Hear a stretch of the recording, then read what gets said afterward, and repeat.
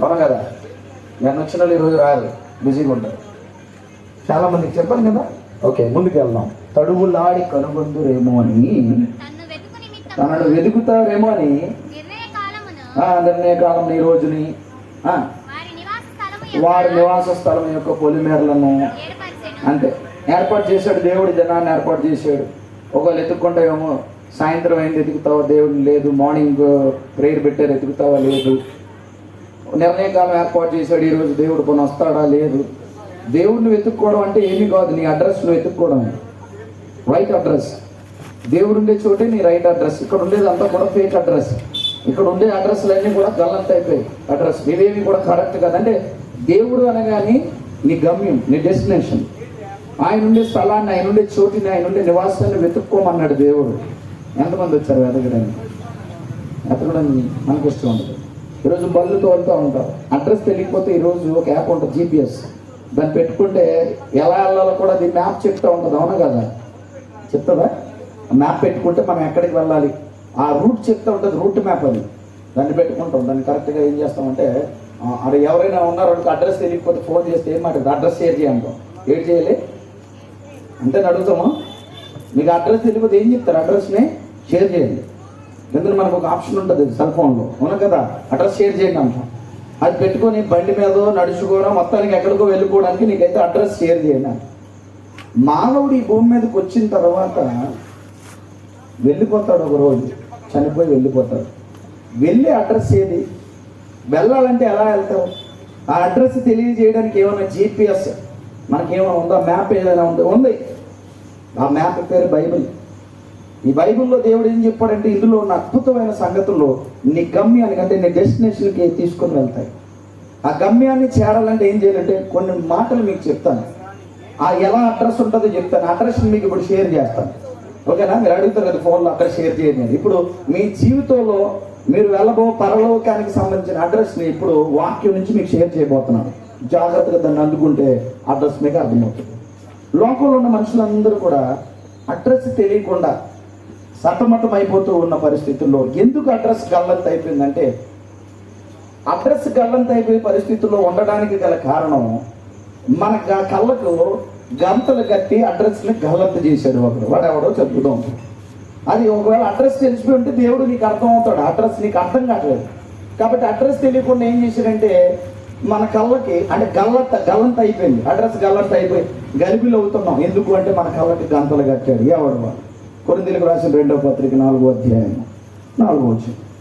చాలా మీకు అర్థమైన రీతిలోనే, చాలా సులభంగా, సౌఖ్యంగా మీకు అర్థమైనట్టు చెప్తాను వాక్యం. 4వ అధ్యాయం 4వ వచనం. కొరింథీయులకు రాసిన 2వ పత్రిక 4వ అధ్యాయం 4వ వచనం.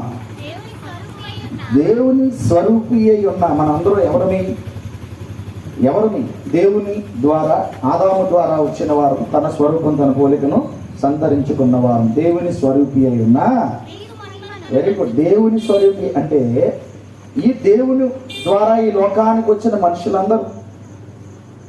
మనుషులందరూ దేవుడు ఉండే చోటికి వెళ్ళాలి, లేదా దేవుడిని తెలుసుకోవాలి, దేవుడి దగ్గరికి చేరాలి అని దేవుడి స్వరూపిగా ఉన్న ఒక ఆయన ఈ భూమి మీదకి వచ్చాడు. ఎవరైనా యేసుక్రీస్తు అండి శరీరధారిగా ఈ భూమి మీదకి వచ్చాడు. ఎందుకు వచ్చాడో చెప్తాను మీకు.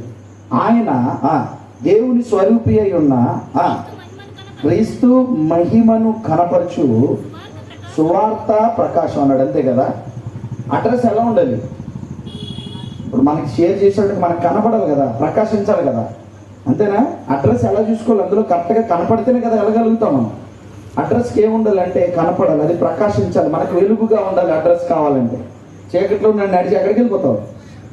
వెళ్ళలేదు. నీకు కనపడదు అడ్రస్. Very good.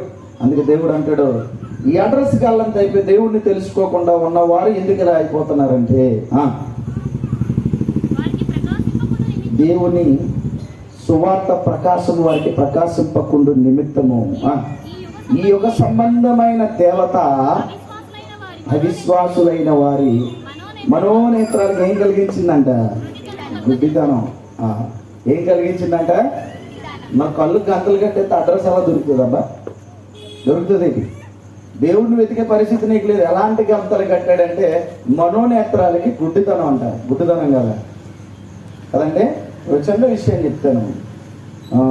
మీ అందరికీ బాగా ఇష్టమైన గ్రాడ్యుయేట్ ఏంటి ఇప్పుడు మీ చేతుల్లో ఉంటుంది, ఏంటిది అది? అది వెరీ గుడ్. వెంటనే టక్కుమంత అడుక్కోకుండా చెప్పారు, ఏడు ఇష్టం? Cell phone. అన్నీ అందులోనే ఉంటాయి, అంతే కదండి. మొత్తం మీ చేతుల్లోనే, అరచేతుల్లో ప్రపంచం ఉంటుంది. మీరు ఎక్కడికి వెళ్ళక్కర్లేదు, మీ చేతిలోనే సర్వం సమస్త ఉంటుంది, అంతే కదా. ఎక్కువగా చూస్తూ చూస్తూ చూస్తూ ఉన్న వాళ్ళకి ఏమొస్తుంది ఈ మధ్యలోనే? ఏమండి, ఓ జబ్బు మొదలైంది దానికి. కళ్ళు రెటీనాస్లోని ఏం అవుతుందంటే, ఈ కళ్ళు ఇలా మనం తిప్పుతాం కదా, ఇందులో వాటర్ ఉంటుంది కళ్ళులో, అవి ఎండిపోతున్నాయి. ఆ వాటర్ ఎండిపోతే ఏమవుతుందంటే కళ్ళు కదలకుండా మంటలు వచ్చేస్తాయి. ఎక్కువ సెల్ఫోన్ చూసినందుకు కళ్ళకు మంటలు వస్తాయి. ఎందుకో తెలుసా? లోన్ ఉన్న వాటర్ ఆరిపోతుంది.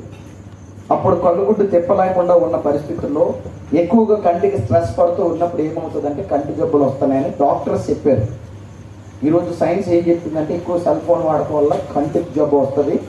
రెటీనా ప్రాబ్లం వచ్చిన తర్వాత మీకు చూపు మందగించి కళ్ళు పోయే ప్రమాదం ఉంది. కళ్ళుకి ఏం కలిగించిందంటే గుడ్డితనం. ఎవరిని చూడనివ్వకుండా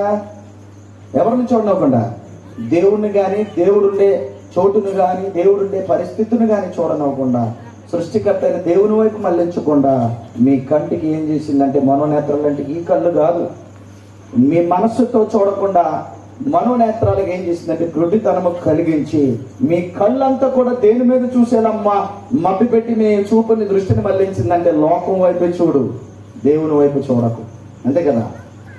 లోకం వైపే చూడు, ఎవరి వైపు చూడొద్దు. దేవుని వైపు కానీ, దేవుని మాట వైపు కానీ, దేవుని ఆలోచన వైపు కానీ చూడొద్దు. మరి ఈరోజు శనివారం వచ్చింది, సినిమానే చూడు, అక్కడ ఉన్న ప్రోగ్రామ్ని చూడకు. ఈ రోజు ఉన్న పరిస్థితిని బట్టి ఈరోజు నువ్వు ఏదైతే ఎంటర్టైన్మెంట్ నీకు ఉంటుందో దాన్నే చూడు.